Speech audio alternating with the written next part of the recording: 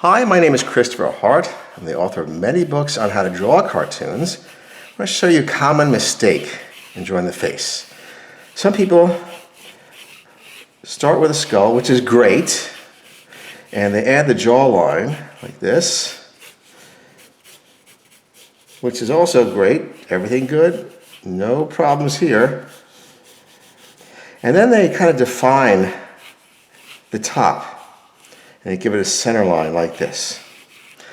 Now, this is where it gets a little haywire, okay? Because this is as much a surface as this, and yet this is the only one that's defined. So this is curving in on itself. No.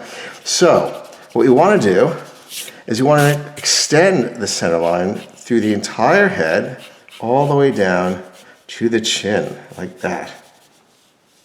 I'll make this a little wider here and make it fold back a little more sharply. And so now we'll be able to draw this character, and I think I'll finish this in black for you in a moment once we get the position right. Let's get a big back of the skull and have a thin neck, kind of straight down, like that. Gives a little attitude, kind of perched up, see? So now this is the skull right here, and we get rid of this because the bottom is going to look like the center line. We don't want that. We want the center line to mean the eyes. We want the eyes to go just below the center of the head, a little bit lower the head, like that. And this isn't a rule. It's just kind of a suggestion. You can change it as you go.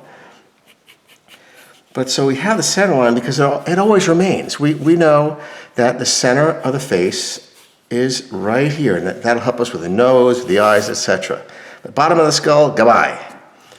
You served your purpose, we're done with you. Okay, so here we'll have some eyes that have sort of horizontal orientation this way rather than up and down as some eyes are.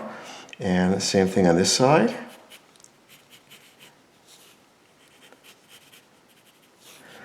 Make them similar sizes. This is a little thinner because it's further on one side. And maybe start with a little eyelashes coming off the head even on this side. We'll give her a little bit of a smile. So we'll give her some long, horizontal eyebrows. We can make them arched instead, but this is kind of a nice look. And we'll keep the eye round even if it doesn't complete the circle. You see that? The circle isn't completed because the eyelid is over it, but yet it still is a circle. We don't change the shape because of that. Like so. And we'll give her a little bit of a nose this way. Now, I've done this character a number of times. It's my own character. I kind of know her, so I am not really concerned with her placement of her nose, but if you are, what you do is you kind of just take your hand and kind of guide it down here, make sure that it's going the right way. See, I can even adjust that a little. That's how you find the tip of the nose. It's always an extension of the bridge of the nose. Let's use the mouth, the center of the mouth, to guide the expression. We'll give just a little curl of the lip on the side. And bring this up here, and the Cupid's bow, which is the dip, happens right here under the nose, comes up. But instead of completing the smile on that side, sometimes I like to just come in like this because the perspective, boom, like that. And here is the bottom lip, a little shadow under the middle. Not to one side, not all the way to this side. If you feel like you have to complete it, it's going to look a little bit odd. So be careful. And now soften this profile, this angle a little bit, the contour at the edge, like that. I'm going to make this a little bit bigger. Like that. And give her a small ear, but I'll give her a nice size earring. A little decoration doesn't hurt. I'll have this one go swirling in like that. And now let's say this is the center line, but also is the center of the head, and that's where sometimes on many hairstyles you start. I'm going to bring it up here. And this one I'm going to bring down further. A little bit of variety isn't bad. I'm going to bring this out a little more. Round it off. That's right.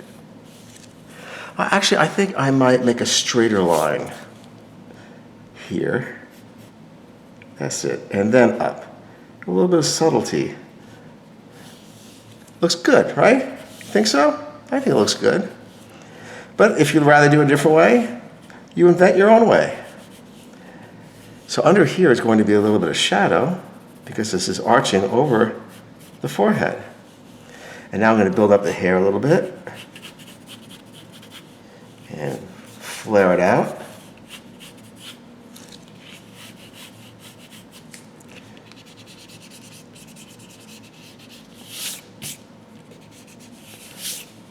Like so.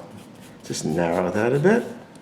And I'm going to narrow the neck a touch. Just little touches. And I'll make this touch the bottom of the eyeball, like that. Okay, here we go. I think we can start. Let's start with the contour of the face rather than the features. It's the framework for everything. A lot of people start with the eyes, the nose, this, and all of a sudden they find out that where they drew the head doesn't allow the placement to look quite that way.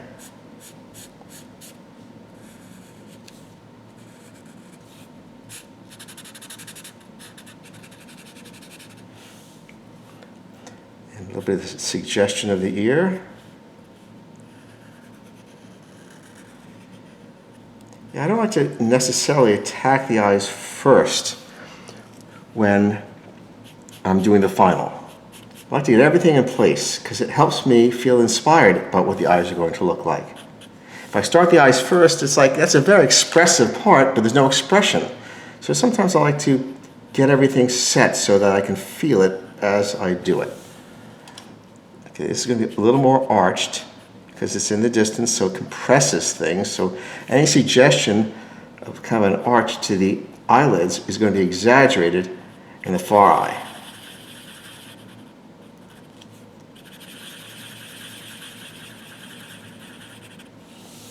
There we go. Yes, those little extra bits of light that I left out, those are intentional.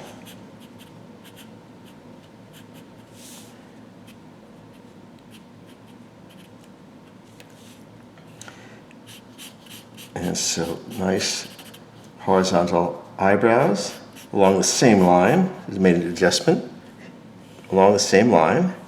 If it's the same, if the expression is supposed to be symmetrical, and this one is.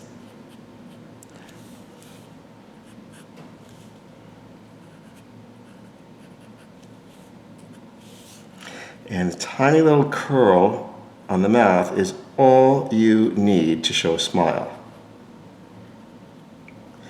Smiles are often overworked. You don't need to do that. A little bit of a crease on both sides for the eyelid. Otherwise, there's no depth to the eye. The eyelid is what gives it its depth, its look of depth. All right, so let's bring this down to the middle.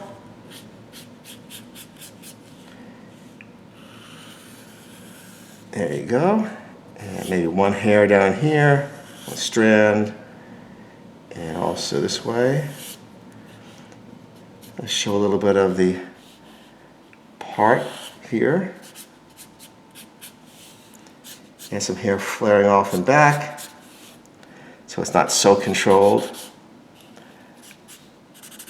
A little shadow we talked about. Again, that gives it a little feeling of depth. Same thing on the other side.